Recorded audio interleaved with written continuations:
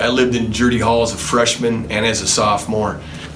We were in 335, so third floor my first year, and then we got an actual corner room, which was like hitting the lottery.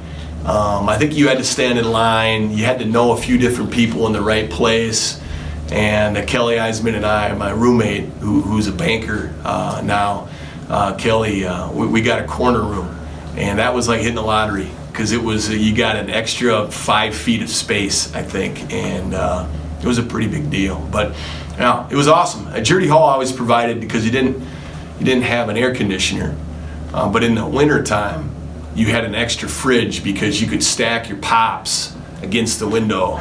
So that was one of the things we did. We'd stack our pops against the window, and it's amazing how cool it would keep our pop. We didn't even need to fill up our fridge with pop. We could just put it against our window. So, yeah.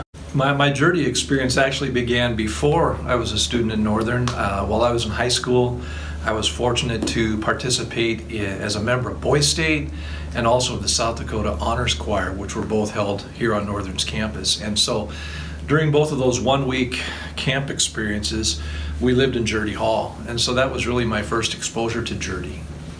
And then when I enrolled at Northern as a freshman in the fall of 1980, Jerde Hall was my hall of choice. I was familiar with it.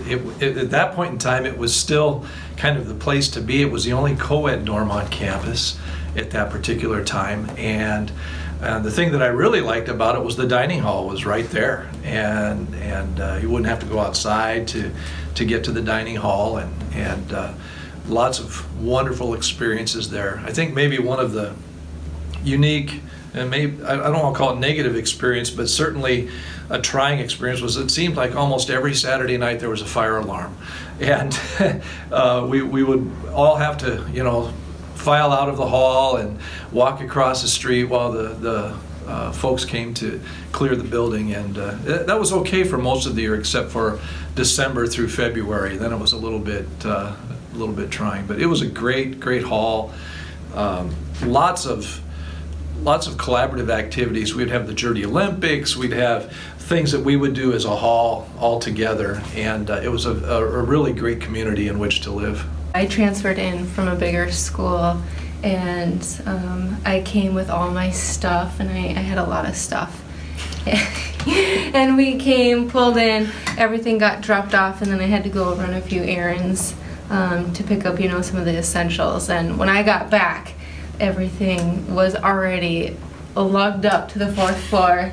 All my stuff was hauled up there, and I had found out that Kim had organized all the football players to move all this stuff for me. So when I found out that she did that, I went up to our door, I knocked on it, and I just was like, hey, we need to be friends. I liked her style. I think too, with Lindsay and I, we always had hilarious just little things, whether it's sitting and watching different TV shows on our couches and stuff. We still refer back to Friends nights or Grey's nights where we're eating Oreos, and we still refer back to those. Well, we were lucky we were in the middle of the hall, so it kind of seemed to be like that gathering space. But I always liked the evenings. It just seemed like once people got done with dinner and would come back, that was kind of when the socializing would go on. The constant running. The running back and forth, yeah. The legacy of Jerde Hall, I think over the years, I was an early 90s Jerde Hall resident. And I think what it does is it ties a lot of decades together. It ties a lot of classes together.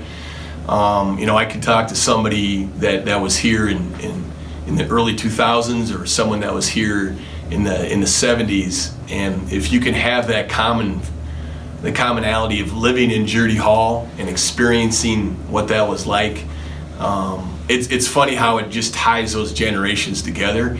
And being here at Northern State as an assistant coach and as a full-time head coach, you can kind of resonate with the players that you coach and the guys that have been here, and that's kind of been fun. So over the years, we've had a lot of great conversations about Jerde Hall, which you wouldn't think would happen, but at the end of the day, it's happened. For Northern as a whole, no matter where you're at now, or even if you didn't go to school at Northern, but you've been around campus, you've been here for whatever reason, whether it's a basketball game or or a fine arts competition or a play, you knew Jerde was like the landmark for Northern. I mean, it really was throughout the last 50 years. It's Yeah. just what people saw as they came down.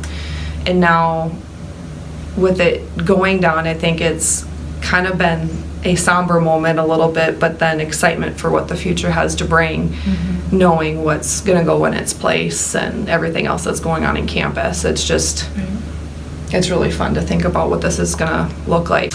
You know, campus is certainly going to look much different when Jerde Hall is gone, but it's part of the exciting thing that's happening here at the transformation of Northern State University. In the years I've been associated with this wonderful institution, there have been many changes, but never as many as are happening right now. And while it is going to be different to see that east side of State Street without Jerde Hall in place, the excitement of all of the new dorms and the practice fields and the Regional Science Education Center, all of these new improvements in addition to campus, the School for the Blind and Visually Impaired being relocated to that location, it's really going to be remarkable now for the next 50 years, for the next generation of Northern students and Aberdeen residents to see all of the exciting things that happen here on our campus.